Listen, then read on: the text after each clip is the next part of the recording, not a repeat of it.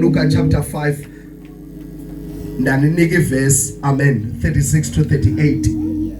Ngicela siswami utyhile nje ngokukhawulezileyo incwadi yezenzo chapter 3 uverse number 19.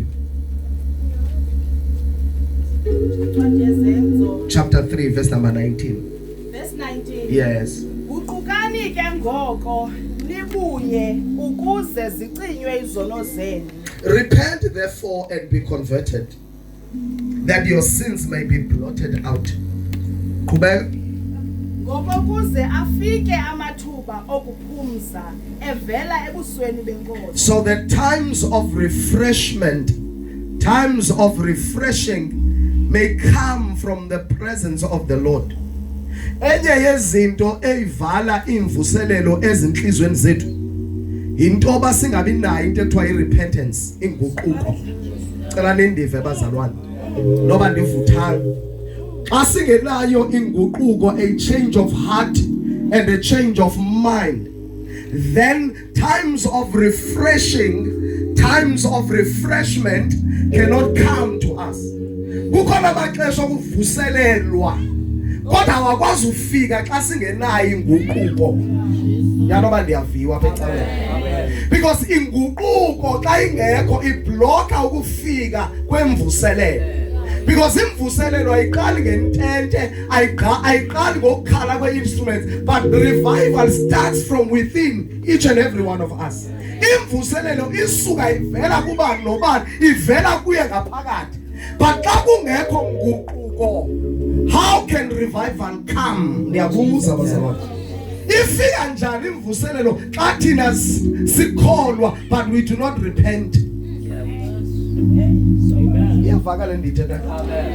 Kufuneka sibe nenhliziyo etheni bazalwane. A repenting heart, so that times of refreshing may come from the Lord. Funda ke kule verse Luke 5 verse number 36. Verse 36. Yes. Ke kaloku wabethetha nomzekeliso kubo esithi. uYesu uthetha nomzekeliso kubo esithi sikwi-revival ngase nibe no amen. Yabona? Amen. Noba niqonda bathi ko-powerful nje nindiphela amen. Funda. Akukho ukubeka isiziba sengubo entsha engutyeni endala. Uthi uYesu awukwazi ukuthatha i-patch yengubo entsha ube sawuyibeke engutyeni endala. Ngamanye amazwi tatam, if God wants to do a new thing, into endala kufuneka isuke ingabi nandawo. Ufuna utikise nomama yanibulisa. Mkhaya wami, akakwazi uThixo ukwenza into entsha phezu kwento endala. Into endala kufuneka ingabikho xa uThixo ezakwenza into entsha. Aliviwa apha ecaweni. God can never bring a new thing while there is an old system.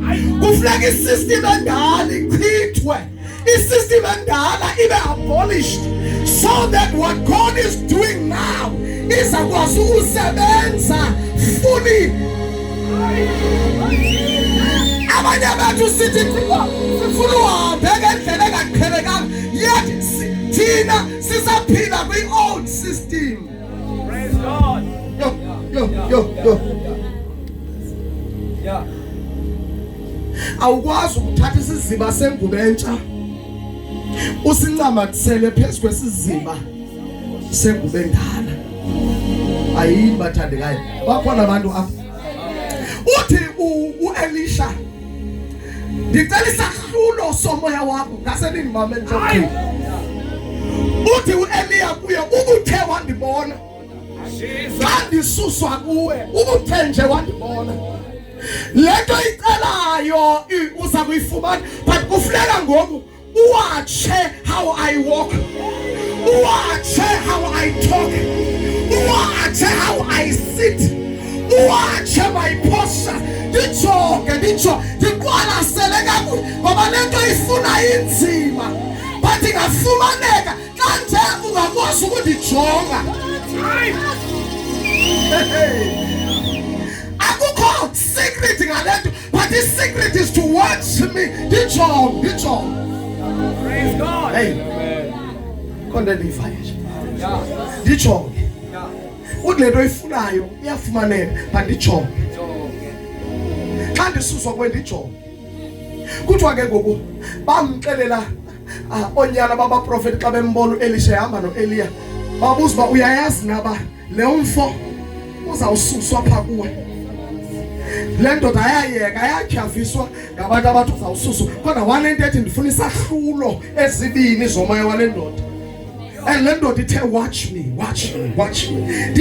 ndijonge watch me lithi iBhayibhile ke wathi xa uEliya kufika inqwelo yomlilo enyuka kwafuneka uEliya ezantsi mfuthu udinga ingubo ebenayo ngoba akakwazi ukwamkela ingubo entsha esamethe ingubo yakhe kwafuneka yakhe ingubo ayikhulule ayidabule ngoba le ngubo sayamkela hey lento sayamkela ayikwazi ukuhlala phezu kwento endala ndiyafuna uthi kuwe there is a fresh garment ikhona ingubo siyinikiwe ivela ezulwini ikhona ingubo kodwa esethe ingubo asinawuhlala phezu kwengubo yakho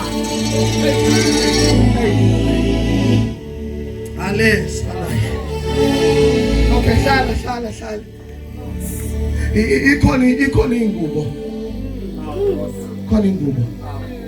ngoba xa ulikholwa funeka wembathe awukwazi uba likholwe lingambathanga xa ulikholwa funeka uthini bazalwane there must be a garment abashumana kakhulu tenam bathi there must be a mantle uyakhumbula kuthiwa uJoseph phakathi kweebrothers zakhe kuthiwa utatakhe wamenzela ingubo kuthiwa ingubo yathi noba abantwana babemthanda bamzonda ngoba lo akahambi njena kunento ayambethe yayisemaki ingathi ndingamxelela ikhona ingubo esimele ukuyaphatha sasingena emisebenzini kungena abantu abanengubo sasihamba sisiqando sasegrela kuhamba abantu abanengubo kuhamba abantu abanengubo sinikiwe efana suli. Okay. Stop, sir. I feel something. I'm trying to behave, but we don't do some behave. I feel to behave. Bamthiyango bakuthiwa his garment was a garment of many colors. uYosef wanengubo yemibala ngemibala.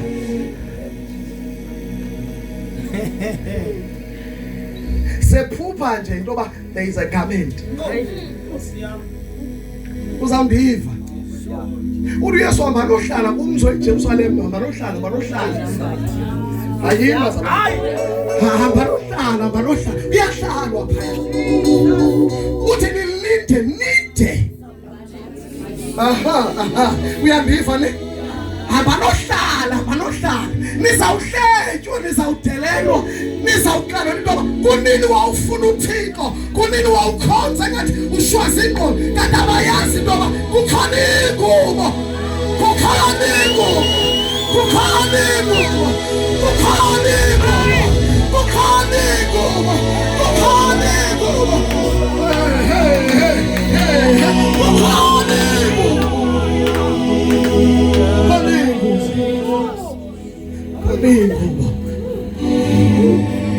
Xa soyinxibile siswam uzaka ugoda ukubuyela ekhaya bebexakwa zizinto ubheke eholideyini wena awuyanga kuba uyothandaza ekhaya but xa ungena kukhala madimoni ngoba kungena umntu ohambethe ingubo xa bekujonga babona intombazana eqhelekileyo kanti seyembethe i-authority yasekhulwini selekile into yasekhaya selekile ingubo yamandla selekile ingubo yempiliso selekile ingubo yayimangaliso. Okay, let's behave. Let's behave lihle. Kodwa ndivayo. Kukhona ingubo mntasekhaya engifuye embathe.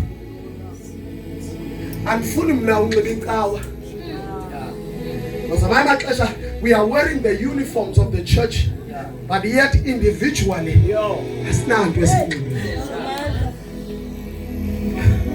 Kanti kukhona into efuneka ndiyinxibe. Khona efuneka ndiyinxibe. Kodwa xa kuthetha wena kuvakala into yoba kukho i-authority ngaloo. Niyayazi mos apha kwamoya kukho le nto kuthiwa zii-ranks. Niyabona phaa emapoliseni, niyabona phaa emajonini, niyabona phaa kukho major general phaa. Batshintshatshintsha aba bantu ngenxa ye-ranks. Nalapha kwamoya kukhona amagxa, kukhona amagxa, kukhona izitars ezifana.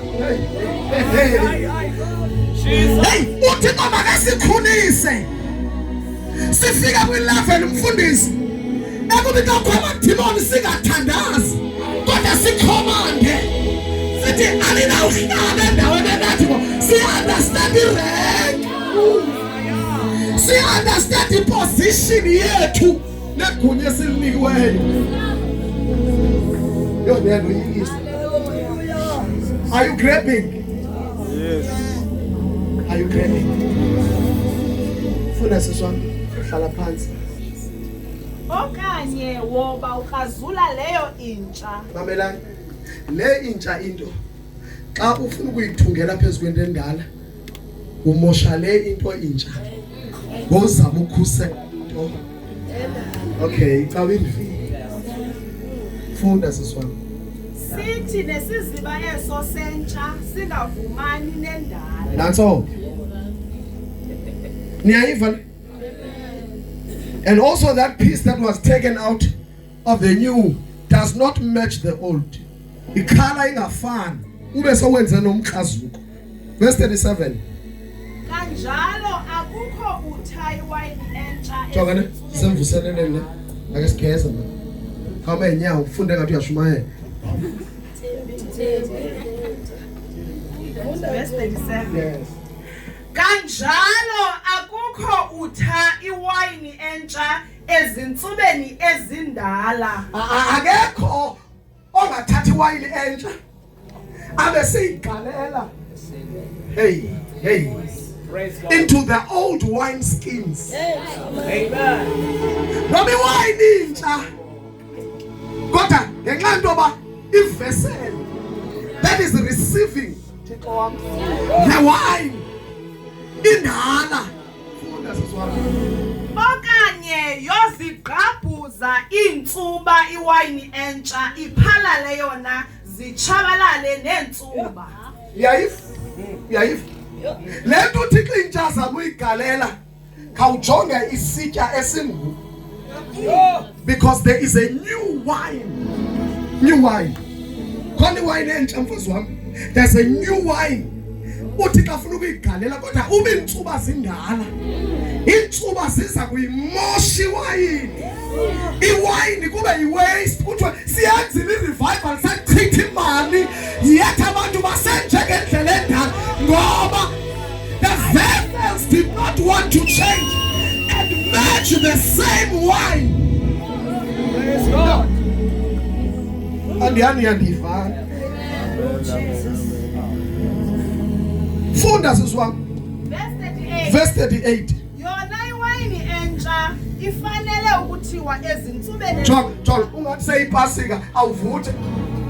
Yona iwayini entsha ifanele ukuthiwa ezintsubeni ezintsha. Yona iwayini entsha sigcinakale ezo zinto zombini. Imele ukugalelwa kwiintsuba ezintsha so that kungabikho waste. Konakale iwayini kube sekunakala nethuba. Siyacela Thixo sinikeze iwayini entsha. Siyacela Thixo sinikeze iwayini nathi siyavuma intoba sibe zintsuba ezintsha kwenzela into ayigalelayo ingabi waste so that into ayigalela. Hayi God wants to pour a new wine into your life. And when God speaks about a wine,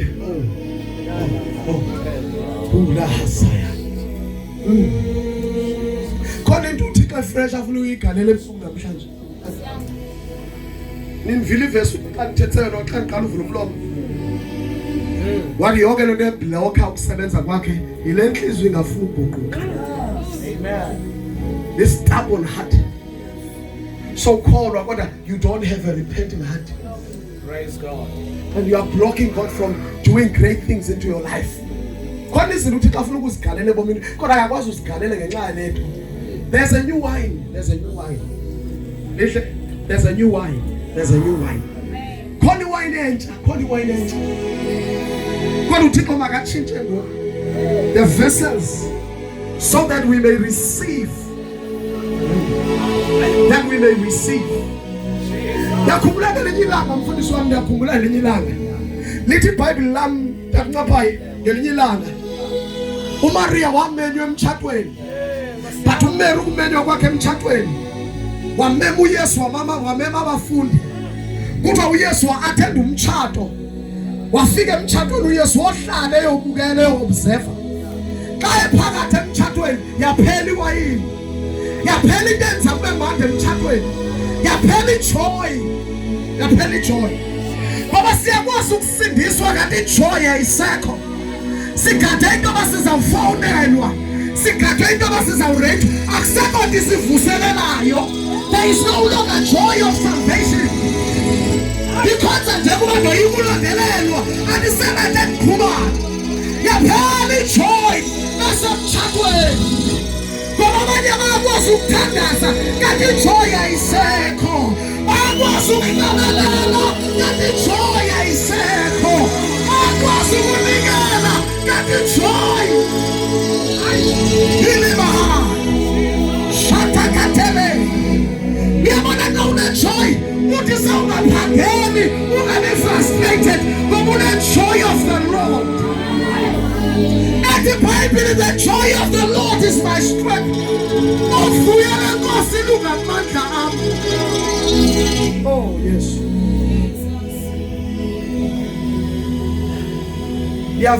Amen, amen. Yaphela iwayini. Mfundisi wami yaphela iwayini. Yaphela emtshatweni iwayini. Into enza kube mandi. Yaphela. Kuthiwa uMary kamanje kukhona abashumayela apha. Kuthiwa uMaria waya kuYesu. Wathi Yesu abana wayini. Ngicela nimamele bazana. Yesu abana wayini. Wathi uYesu kumama mfazi. Akathi mama, wathi mfazi. Intoni enam nawe? Ngoba ilixa lami. My time has not come. But he addresses his mother. Mfazi. Amanye amazwi uYesu wamuva from humanity wangena kwi-divinity. Wathi andisamanga njengonyana wakho but remain as your Lord. What is it with me and you? Because my time my time has not come. Kuthiwa uMaria kanti yena she knew that the time has come. Because usukile lo muntu from humanity wongena ebuthixweni. Because how Jesus addressed his mother, he did not address her as a mother, he addressed her as a woman. Ngamanye amazwi uMary wamazi ngoba ngoku akasekho sebuntwini kodwa ngoku usebuthixweni. Hallelujah. Praise God. Ukhona nje umuntu othifaya. Uthi uMary kubantu abalungiselelayo whatever he says, even his case noma into engabhahle whatever lentona ichoyo noma kanijogile ngenzi sense whatever he says ningamquestion ningambuzi lentona ichoyo into usukile emuntwini ungenile emuthingweni nantona ayishoyo ningabuzi nantona ayishoyo yenzeni nantona ayishoyo ningabuzi yenzani into ayishoyo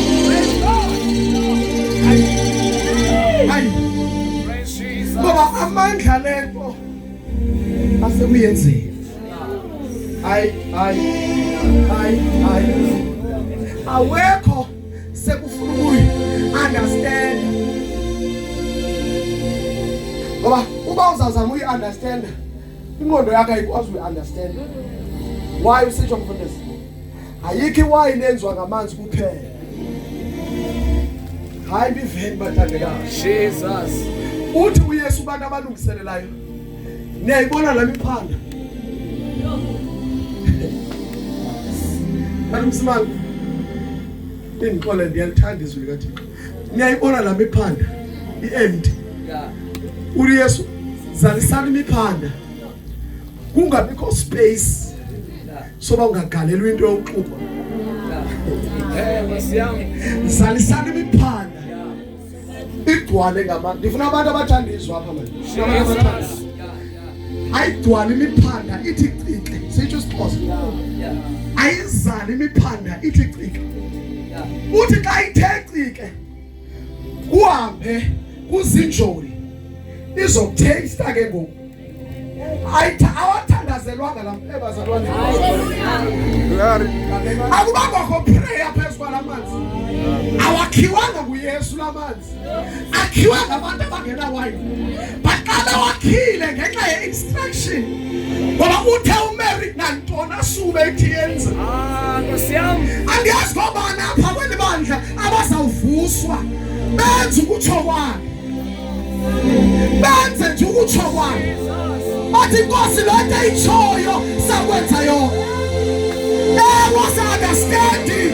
Ewe inkodo yathi yahluleka ukuyinto kodwa into ayitshoyo. Hayi babazalwane balapha. Sokwenza into ayitshoyo. Zalifana imiphanda niyigcwalise. Niyovisa injoli. Kuthiwa injoli siswami yathi xa iva le iwayini. Yathi ngiqhela uku-attend imitshato. Cela nindive. Yathi kuqhele ukukhutshwa iwayini emandi kuqala. Sabe sidlile. Okay, sabe sisele. Kuziswe iwayini. Engekho kwelizinga lobumandi baleyo kuqala.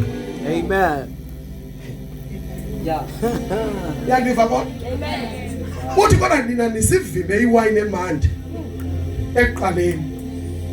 There's a new wine here I feel. Manje benu izawuthi bank accounting u0 kodwa nifa there's joy. Joy. Unexplainable joy. Yazi lento usana azama ukulwa nawe azama ukuchitha igama lakho kodwa uvi into ba I've got joy. I've got joy. So injoli ithi hayi ninani nisliba se anasinikeza iwayini emandi eqaleni lasinikeza iwayini. Iwayini emandi le ngoku yokugqibela. Cela bandive mfana wami. Mhlawumbe senza ugqiba ndiyazi. Ishumayeli kaloku kuthiwa uvalo kokho uthi xa izawuvala akhumsha athi as I'm about to close. Ushumayeli lo. Cela nimamele. Ndasekhaya. Uthi koma ndikuxelele. Wona amanzi awazojikwa abe ayizojikwa ikhala yawo. Amen. But into taste kwayo apha kulamanzi hayi hlala kuyandiya. Uthixo angakwenza intoba uhlale kwakulandawo ohlala kuyo kodwa tshintshe incasa. Praise God. Yona imeko ithi ewe akukabikho tshintsho but yet the taste. Hey, ngase nindive. Okay, nimve umoya kaThixo uzama uthini. Because the water remained water on the outside. Amen. But what was tasted Jesus. So uThixo uthi noma bangathi ka bekujonga abantu siyamazi usahlala endaweni ethile usaphangela endaweni ethile athi uThixo Jonza utshintsha incasa. I will change the taste. Ngoku uzaba nento emvisa kamandi ngaphakathi. There is a new wine that God must pour upon us. Ukhona iwine entsha uThixo makayigalele phezu kwethu. Kodwa insuba zingabi ndala. Because God cannot pour a new thing ayigalele phezu kwento endala. Phakathi kwencwadi yeNdumiso 26 verse number 8. Uthi phaya, Lord, I have loved the habitation of your house. Ndikuthandile ukuhlala endlini yakho. Uthi and the place where your glory dwells. Bawo ndiyakuthanda indawo nawe. Ndiyayithanda indawo enenkazimulo yakho. Ndiyayithanda indawo enobukawukawuli bakho. Ndiyayithanda indawo Nkosi apho usebenza khona wena. Where you are moving, where you are dwelling, indawo efunwa ndim leyo. Nkosi ndifuna uba kuloo ndawo yakho, ndifuna uba lapha. That is where I want to be. That is where I want to be. Mhlawumbi masivale siswami undifundele uHagai 2 verse number 3. Ingazotya xesha ndizawuthandaza. Kodwa ikhona ingubo efuneka uyinxibile, ikhona iwayini entsha efuneka ibe phezu kwakho. Masifunde nje neyokugqibela ivesi sizothandaza. And I'm going to pray. uHagai chapter 2. Hagai chapter 2 verse 3. Iba ngabe uyashumayela. Ngubani nakuni apha oseleyo? Ubani osaseleyo phakathi kwenu? Funda. Owayibonayo lendlu isesebuqaqawulini bayo bokuqala. Ubani owayibonayo lendlu isesebuqaqawulini bayo bokuqala? Ubani oshiyekileyo osakhumbulayo the glory of this former house? Bani osaseleyo? Ubani intsalele khona kubantu ababekhona ngaphambili? Who saw this house in its former glory? Funda mntasekhaya zothandaza ngoku. Nibona into inake ngoku. Hey, nibona intoni ngoku? Are you satisfied with the standard of the house now? And yes, that I'm the church of one. Baba na basaseleyo basayikhumbulayo ubukawukawu balendlu ngaphambili. Ingoma nabaseleyo tata umsimanga. Ingaba ngoku bahappy ilevel ye-glory. Ingaba bahappy indlela uThixo ayiyo ngoku. Uyayazi mosazithole msethu. Ukhola genge ethi hayi nina niyafika. Yazi nisaqala. Ibasi besahamba ngenyawo. Ibasi xa bengenamali bezoboleka imali kwami. Hey, basho abanye abantu uThixo. Funda mntasekhaya. Ayinjengento na emehlweni enu. Lokho ke ngoku yomelela Zerubabeli. Utsho uYehova. Yes, funda. Womelele Yoshua nyana kaYotsadaki. Hey, boZerubabeli balapha yomelelani. Boyoshua balapha ndithi yomelelani. Funda. Ngiyathandaza. Yes. Nomelele nonke abantu belizwe. Be strong, you people of this church, be strong. Be strong. uYehova nisebenze. Hey bazana nisebenze. Ngokuba ndinani utsho uYehova. Nisebenze ngoba ndinani utsho uYehova. Fundiswa mandidlule kulento kodwa ndifuna uba kule verse mntasekhaya ungayiyeki ngoba ndizawuthandaza ngoku. Xesha limkile. Into endibhidayo tata kwezi zethu icawa zabantu bebala lethu. Kwezi zethu icawa manditheni nyani. Kamani mos ndihamba ngobusuku nizoniqumbela. Uyabazi abantu abakhonza kwezacawa zabatata babaleka ilizwe lethu ngobusuku babhaqwa sebeselizweni labo. Uphangela nabo pha emsebenzini ufuna ukubiza igama laqala ufuna ukubiza igama lamfundisi but ingqondo yakho seyixelela uba ngubani lo mfundisi uthetha ngayo. Uba uphangela nomuntu okhonza kwezacawa zabatata soze umhlebe umajor wakhe cingi andikhatha noba nibayi-10 uzawuthi you can never speak ill of the man of God. Touch not the anointed one. Kodwa abantu abakhonza kwezethu icawa initiatewa ngabo nasetaxini incoko yoba hey owamfundisa hayi akekho clean akekho clean kwaye ndimthanda ndimphwana la mfazi wakhe iqalwa sithi but ndithi kwena abantu abakhonza kulamfo ndandibhala nomnye umntana akabakhatha noba bayi-10 athi soze nithethe ngowami utata never ubona uba incoko ngoku sonke siyarhwaqela ngokuba funa singathethi phambi kwalo mntana ngotata ke lo mntwana she believes that utata ke is a true man of God. Kutheni nina nikhonza ebantwini abanyanisekileyo zange nababona benevasilina zange nababona benento ezimdaka yet kulula uthetha ngomfundisi wakho uthethe ngomama womfundisi wakho kwaye uqina imixhatha uthi ubile nobila uthembeke kodwa. Praise God. Hayi bazali kutheni sinjalo and andifuna uxoxa kudala ndikhokhela soze ndisuke nencwadi yaseGhana ndiyotitsha ecaweni yam ndithi hayi abantu mabafundi loyalty nediscipline. Hayi bazali bam kodwa sawumane sizitshela ngolu hlobo notata Dikisa xa yepha kunecaweni atsukile naye ngolu hlobo loba bazali masithanda inkokheli kwaye masithethe kakuhle ngantoni that's all. Masibuyele ezweni sezwamfunda ilizwi elo ndanqophisana nani ngalo ekuphumeni kwenu eyiphutha ndisaligcinile. According to the word that I covenanted with you when you came out of Egypt, you funda imanganyawo siyavala ngoku nomoya wam umi phakathi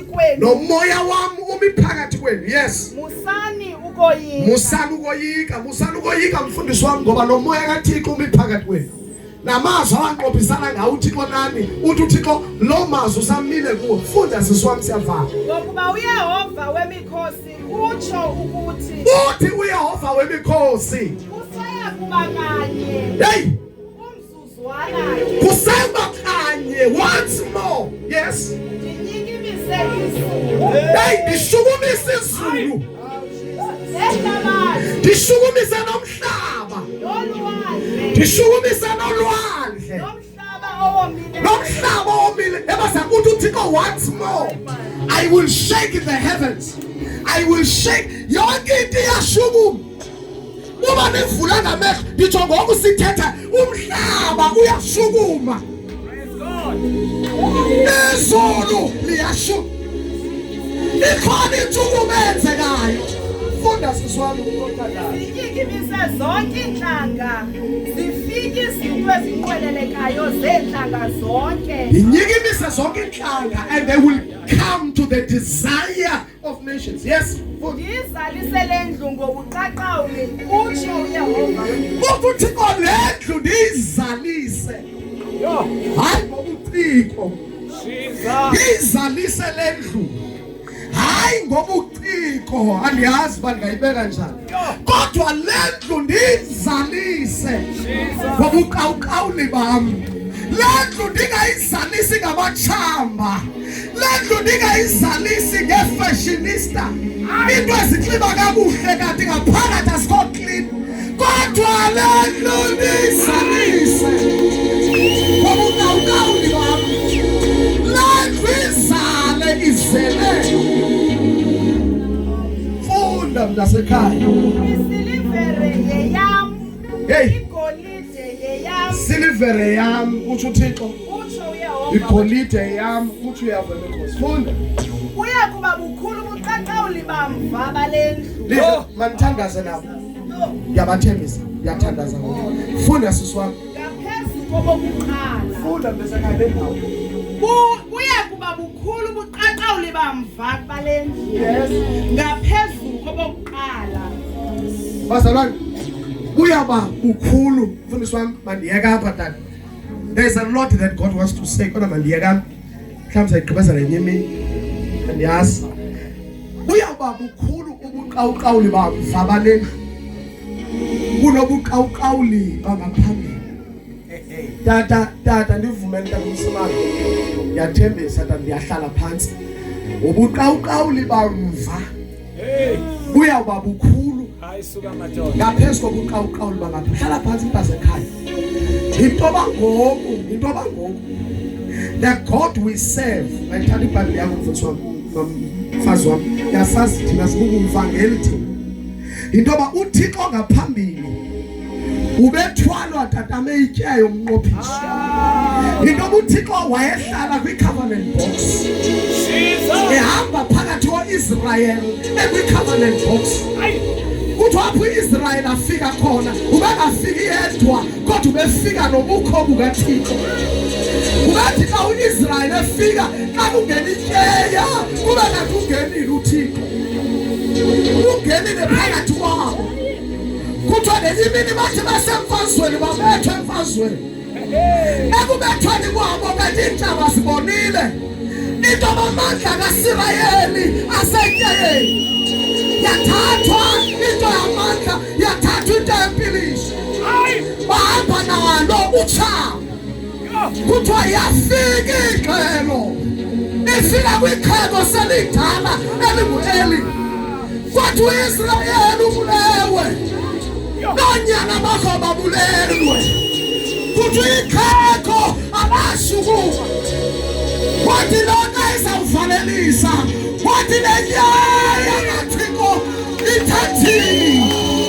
Kuthiwa ixhego lawa. Lafa ngomini. Senamandla ithathiwe.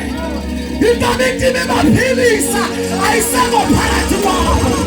Into kade bafuna liqabo ayisekho phakathi kwabo. Into kade ikhulula izinto. Ungayithathi imali nemisebenzi kodwa sishiye nobukhona bukaThixo. Sishiye.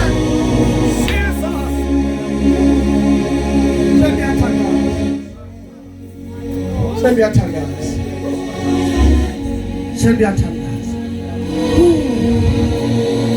Abanye benu sebengeniswa kule ndawo Thixo ufuna ningenise kuyo. Uthi khona intombi umfazi onyana banotata. Kuthiwa wathi xa esiva intoba indoda yakhe iphuphile.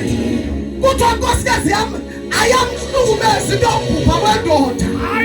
But when there was a mention yominyaya kaThixo ithathiwe. Kuthiwa immediately she was in labor pains. Wangena wazala wathi umntwana wakhe ngu-Ikhabhodi. Kumikazi kaThixo. For the glory of the Lord has departed. Ilihasaya. Ubani phakathi kwenu? Ubani phakathi kwenu? Sendiyavala. Osamkhumbulayo ukawuka ubaleka. Yavala. Uthi kona lo mbhali. Yes sir, yes sir. Uthi ukawuka ulibamva. Ay. The latter glory shall be greater than the former glory. Into abangoma mama akasathwala ityeya uThixo. Uthe xa ithetha uPawulos wathi nazi nawo imizimba yenu itempile kaThixo. Apho uThixo ahlala khona ngomoya wakho oyingcwele. Anazi nawo imizimba yenu and the carriers of the glory of God. Anazina akasathi uhlala esitempileni ezakhiwa ngezandla zabantu kodwa ngoku uyahlala ngaphakathi kwethu. Uthenga ithetha uYesu niyakwamkela amandla akubona umayidwala ubuhlile phezu kwethu. Nadule ukuba ngamaqina. You shall receive the dunamis power. You shall receive the miracle power. You shall receive the healing power. You shall receive the breaking yoke anointing. You shall receive.